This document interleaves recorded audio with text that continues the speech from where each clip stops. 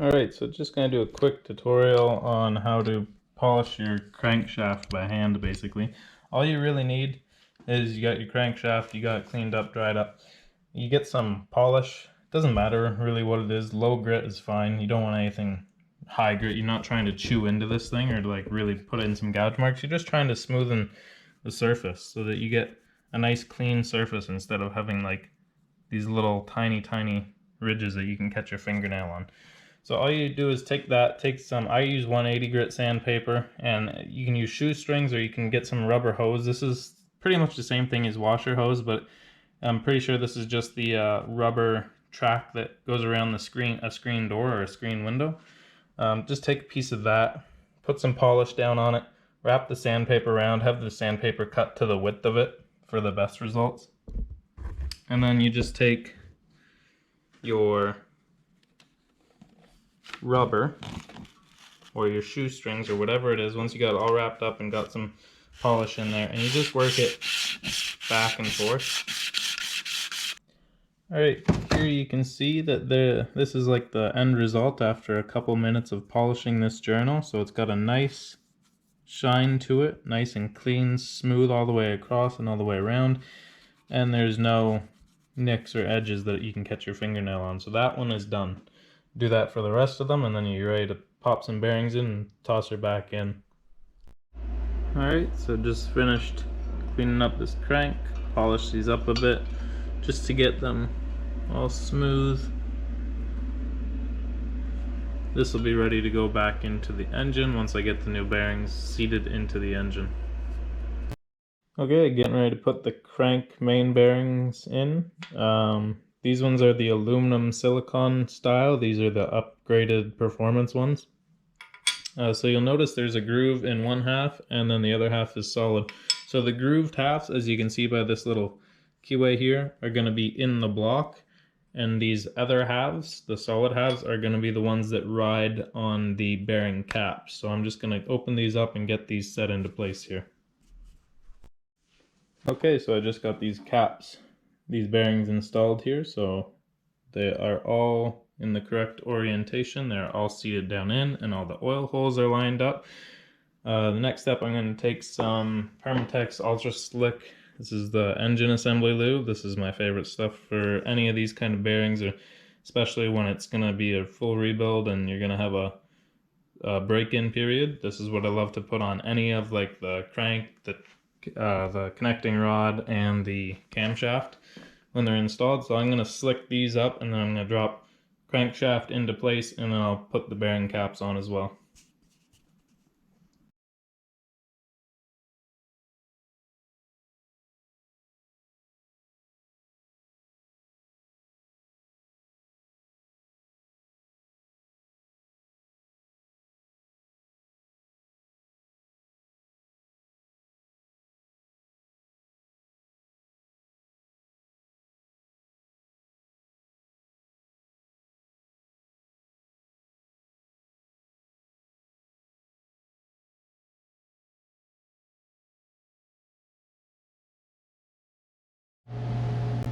Okay, so I just lubricated and popped all the main bearing caps on, and I put a little dot of sealant in the corner of the rear main cap where the new two-piece rear main seal goes, and it's offset, and it required just a smidge, just a tiny little imprint of RTV. I use Permatex Right Stuff, and that's what I found to work the best.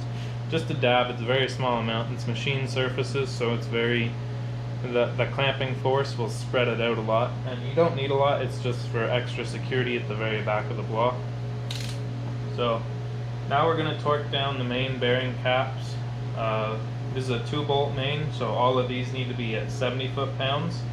And the order that you're supposed to do it in here is start with these and work your way out in a clockwise rotation, which is what I'm going to do.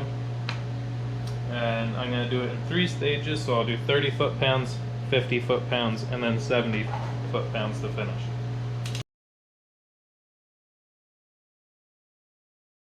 And we're done torquing the crank. Time to install the camshaft, I think. I do like to have some assembly lube just on the cam bearings themselves.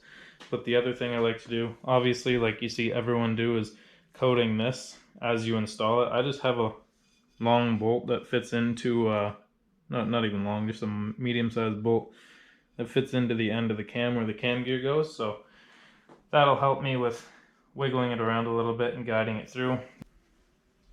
And start sliding her through. A little bit of a wiggle motion. And gently pass it along in. So now I'll just take the assembly lube and I will put another drop straight down across the top of that one. And that'll help as it goes through the next.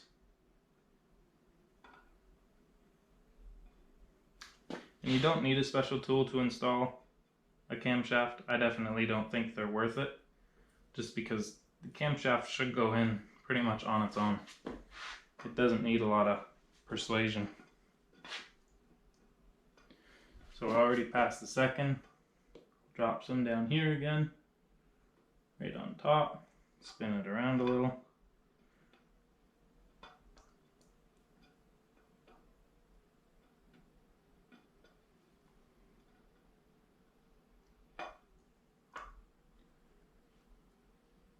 There. Little gentle wiggle.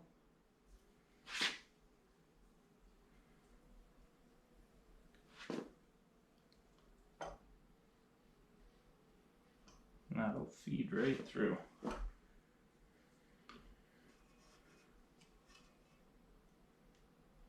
just rotate it this way a little.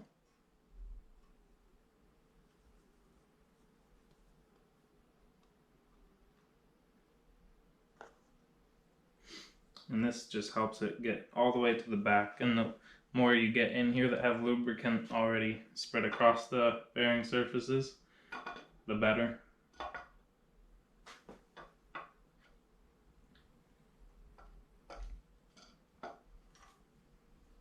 Nice, easy.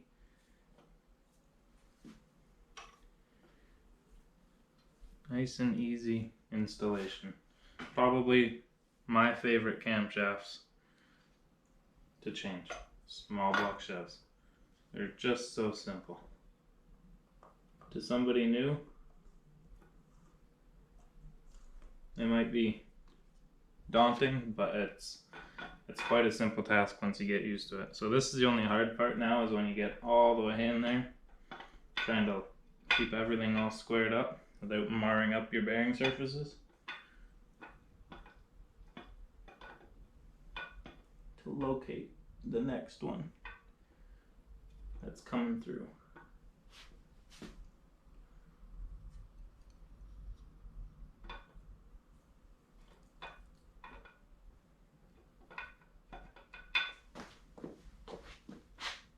This is why I use the bolt in the end here, is just to help with a tiny bit more leverage. Just like that.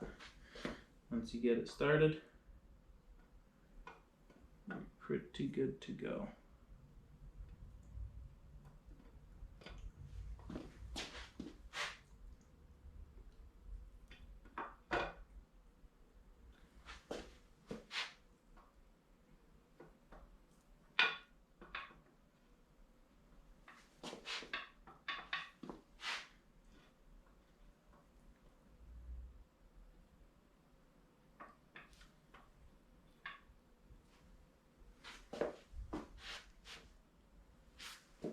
If you have the cap off the other end here, and you can squeeze a finger in, you can kind of support the end of the camshaft at the back side of the engine, trying to help you wiggle it up.